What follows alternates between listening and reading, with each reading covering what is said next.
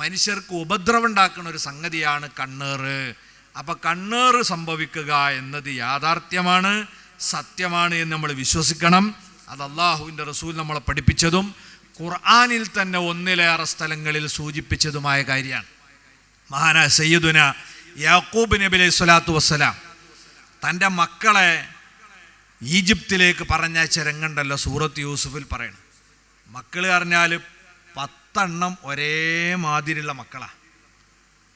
കണ്ടാൽ ആരെങ്കിലുമൊക്കെ എന്തെങ്കിലുമൊക്കെ പറയും. ചിലപ്പോൾ ഒരേ ടൈപ്പ് കുട്ടികൾ ഇങ്ങനെ പോണാണുമ്പോഴേ 18 പട്ടമ്മൽ തേങ്ങ ഉണ്ടായമായിരുന്നൊക്കെ പറഞ്ഞാൽ ചില വാക്കുകൾ കുറിക്കുള്ളൂ.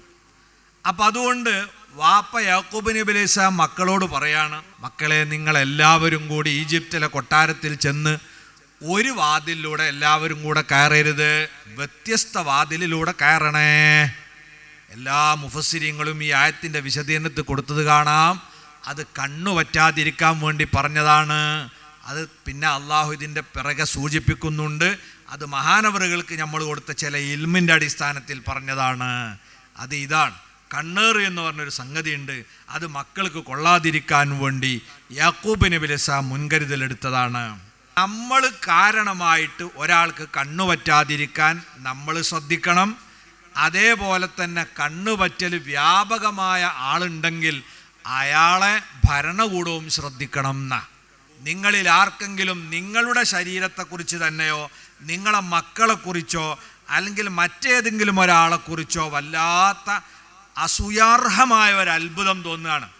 ഉണ്ടല്ലോ ചില സൗന്ദര്യമൊക്കെ കാണുമ്പോൾ എന്നെ കണ്ടിട്ട് എനിക്കെന്നെ അസൂയ ഒന്നും എന്ന് പറഞ്ഞില്ല പണ്ടൊരാൾ എന്ന മാതിരി ഒരുത്തൻ എന്ത് ചെയ്യുക, ഞാൻ തിരക്കടില്ല എന്നാണ് തോന്നിപ്പോവുക. അല്ല എൻ്റെ കുട്ടി അവൾ മാറ്റി ഒരുങ്ങിയപ്പോൾ നല്ല ഉഷാറുണ്ട്. അങ്ങനെ കാഴ്ച കൊണ്ടുനടക്കുന്ന ആൾക്കാരുണ്ടല്ലോ പെൺകുട്ടികളൊക്കെ. എൻ്റെ മോളാണെന്ന് പറയാൻ വേണ്ടിയിട്ട് എന്ത് ചെയ്യുക, നന്നായിട്ട് മാറ്റി ഇങ്ങനെ കൊണ്ടുനടക്കും. അതൊന്നും നല്ലതിനല്ല. അപ്പം ഇങ്ങനെ ആർക്കെങ്കിലും തൻ്റെ മക്കളോ തനിക്കോ ഇനി വേറെ ഏതെങ്കിലും ഒരാളെ കണ്ടിട്ടോ വല്ലാത്തൊരു ഒരു അത്ഭുതം തോന്നുകയാണെങ്കിൽ ഉടനെ എന്ത് ചെയ്യട്ടെ, ബറക്കത്ത് കൊണ്ട് ദുആ ചെയ്യട്ടെ. വേഗം എന്ത് ചെയ്താൽ മതി, ബാറക്കല്ലാഹു ഫീ. നമ്മളൊരാളെ നമ്മളെ അലക്കുകാരൻ നല്ലൊരു ഇന്നോവയും വാങ്ങിയാട് വന്നാണ്. നമ്മൾ കണ്ടപ്പം തന്നെ കണ്ണ് കളിപ്പോൾ അല്ലോ മൂപ്പര് ഇന്നോവ വാങ്ങി. അസൂയ വെക്കണ്ട, വേഗം എന്ത് ചെയ്യുക, ബാറക്കല്ലാഹു ലക്ക് എന്നാണ് പറഞ്ഞാൽ നമ്മളെ ഷർറ് ആർക്കുണ്ടാവില്ല, അയാൾക്കുണ്ടാവില്ല, അയാളെ വണ്ടിക്കും ഉണ്ടാവില്ല. അത് നമ്മളെക്കുറിച്ചാണെങ്കിലും മറ്റുള്ളവരെ കുറിച്ചാണെങ്കിലും വേഗം ബറക്കത്ത് കൊണ്ട് ദ്വാരക്കുക. ഫൈനൽ ഐന ഹഖുൻ, അവിടെ നിബിധങ്ങൾ പറയാ. കാരണം കണ്ണേറ് എന്ന് പറഞ്ഞത് സത്യമാണ്. അത് സംഭവിക്കാതിരിക്കാൻ നിങ്ങൾ ബറക്കത്ത് കൊണ്ട് ദ്വാരുന്നോളൂ.